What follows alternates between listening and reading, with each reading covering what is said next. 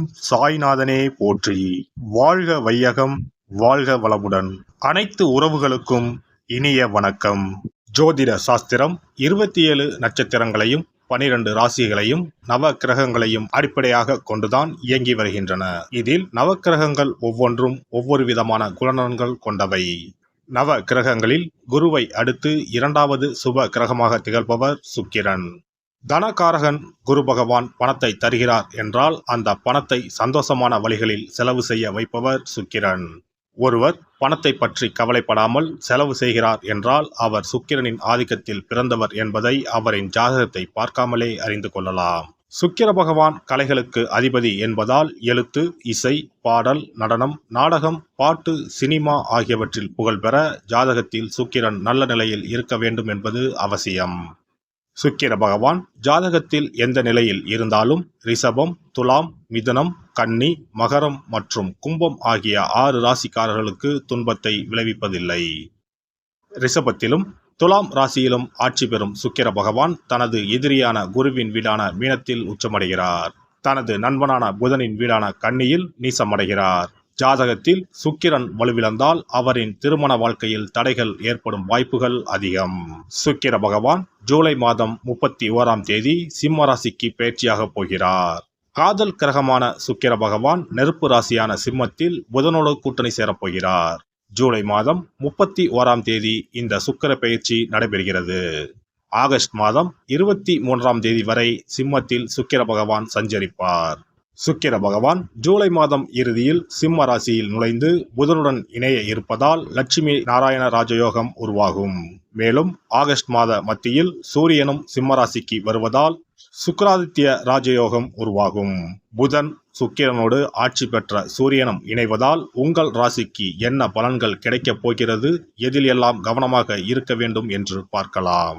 உங்கள் வாழ்வில் வளமும் நலமும் செல்வ செழிப்பும் பெற்று வாழ்வின் உயரிய நிலையை அடைய எல்லாம் வல்ல எம்பெருமானை வேண்டி விரும்பி கேட்டுக்கொள்கிறேன். மேசராசி அன்பர்களே, உங்களுடைய ராசிக்கு 5ஆம் இடத்தில் சுக்கிரன் நுழைவதால் மிகப்பெரிய முன்னேற்றம் உண்டாகப் போகிறது. அதிசயமான காரியங்கள் நடைபெறப் போகிறது. திடீர் அதிர்ஷ்டங்களையும் தன வரவுகளையும் நீங்கள் எதிர்பார்க்கலாம். திருமணம் ஆனவர்களுக்கு உங்களுடைய வாழ்க்கை துணையின் குடும்பத்தாரிடமிருந்து நல்ல ஆதரவு கிடைக்கும். நீண்ட தூர பயணங்களை மேற்கொள்ள வழிவகை ஏற்படும். குடும்பத்தில் ஏற்பட்டு வந்த மனக்கசப்புகள் விலகும். தனவரவு தாராளமாக இருக்கும். பொருளாதார வளம் மேம்படும். குடும்பத்தில் மகிழ்ச்சி அதிகரிக்கும். பெரியோர்களின் ஆதரவும் ஆலோசனையும் கிடைக்கும். நண்பர்கள் உதவிகரமாக இருப்பார்கள். பணவரவு அதிகரிக்கும். மனதில் பக்தி எண்ணம் மேம்படும். சுப செலவுகள் அதிகரிக்கும். கணவன் மனைவிக்கு இடையே அந்யோன்யம் அதிகரிக்கும். உறவினர்கள் வருகை மகிழ்ச்சி தருவதாக இருந்தாலும் அவர்களால் செலவுகளும் ஏற்படும். அக்கம் பக்கத்தில் இருப்பவர்கள் அனுசரணையாக நடந்து கொள்வார்கள். வெளிநாட்டில் இருந்து எதிர்பார்த்த செய்திகள் கிடைக்கும். ஷேர் மூலம் பணம் வரும். பழைய வாகனத்தை மாற்றி புதிய வாகனம் வாங்குவீர்கள். சகோதரர்களால் சில சங்கடங்கள் ஏற்பட்டாலும் அதனால் பாதிப்பு எதுவும் இருக்காது. சிலருக்கு புதிய ஆடை ஆபரணங்களை வாங்கும் வாய்ப்பு உண்டு. உறவினர் நண்பர்கள் வீட்டு விருந்து விசேஷங்களில் கலந்து கொள்வீர்கள். தாய்மாமன் மூலம் எதிர்பார்த்த காரியம் முடிவது இழுபறியாகும். தாயின் உடல் ஆரோக்கியத்தில் கவனம் தேவை. அலுவலகத்தில் பணி சுமை அதிகரிக்கும். சக ஊழியர்களின் ஒத்துழைப்பு கிடைப்பதற்கு இல்லை. நிர்வாகத்தினரின் கண்டிப்புக்கு ஆளாக நேரிடும் என்பதால் பணிகளில் கூடுதல் கவனம் செலுத்த வேண்டும். எதிர்பார்த்த சலுகைகள் கிடைப்பதில் தடை தாமதங்கள் உண்டாகும். அலுவலக விஷயங்களை வெளியில் பேசுவதை தவிர்க்கவும். தொழில் வியாபாரத்தில் கடின உழைப்பு தேவைப்படும். அதற்கேற்ற வருமானமும் கிடைக்கும். சக வியாபாரிகளுடன் விரோதம் ஏற்படலாம். சற்று ஒதுங்கி இருப்பது நல்லது. பணம் விரயம் உண்டாகும். மதிப்பு மரியாதை எதிர்பார்த்தபடி இருக்காது. பெண்களை பொறுத்தவரை குடும்பத்தை நிர்வகிப்பதில் பிரச்சனைகள் எதுவும் இருக்காது. தோழிகள் அனுசரணையாக இருப்பார்கள். கணவரின் அன்பும் ஆதரவும் மகிழ்ச்சியை தரும். புகுந்த வீட்டு உறவினர்களிடையே உங்கள் மதிப்பு உயரும்.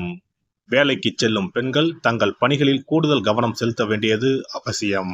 சுக்கிர பகவானின் அருளை பெற கும்பகோணம் அருகே இருக்கும் சுக்கிரனுக்கு உரிய ஸ்தலமான கஞ்சனூர் சென்று வழிபட்டால் சிறப்பான பலன்களை பெறலாம். சென்னையில் இருப்பவர்கள் மாங்காட்டில் இருக்கும் வெள்ளீஸ்வரர் கோவிலுக்கோ மயிலாப்பூரில் இருக்கும் வெள்ளீஸ்வரர் கோவிலுக்கோ சென்று வழிபட்டால் சிறப்பான பலன்களை பெறலாம். இனி சுக்கிர பகவானின் அருளை முழுமையாக பெற வெள்ளிக்கிழமையில் செய்ய வேண்டிய வழிபாடு என்ன என்பதனை பற்றி காண்போம். வெள்ளிக்கிழமை என்பது தெய்வ வழிபாட்டிற்கு உரிய நாளாகும். அதிலும் குறிப்பாக மகாலட்சுமியை வழிபடுவதற்கு சிறப்பான கிழமையாக கருதப்படுகிறது. நமக்கு செல்வத்தை வாரி வழங்கக்கூடிய மகாலட்சுமி தேவியும் குபேரனும் நம்முடைய பூர்வ ஜென்ம கர்ம வினைக்கு ஏற்ப பலாபலன்களை கொடுக்கிறார்கள். அதை அனுபவிக்க செய்யும் பொறுப்பு சுக்கிர பகவான் பார்த்து கொள்கிறார். ஒருவர் செல்வந்தராக இருப்பதற்கு ஜாதகத்தில் சுக்கிரன் அருள் கட்டாயம் இருக்க வேண்டும். சுக்கிரனுடைய அருள் பெற வெள்ளிக்கிழமையில் சுக்கிரஹோரை வரும் நேரத்தில் இவ்வாறு வழிபாடு செய்தால் சுபபோக வாழ்க்கையை அனுபவிக்க முடியும்.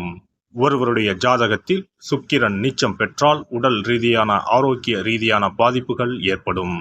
சொத்து சுகங்கள் எவ்வளவு இருந்தாலும் அதை முழுமையாக அனுபவிக்க முடியாமல் செய்துவிடும். பெரிய பெரிய பணக்காரர்களை எடுத்துக்கொண்டால் அவர்களிடம் எவ்வளவு காசு கொட்டி கிடந்தாலும் சுக்கிர தசை இல்லை என்றால் அவ்வளவு பணமும் வீண் விரயமாகத்தான் போகும்.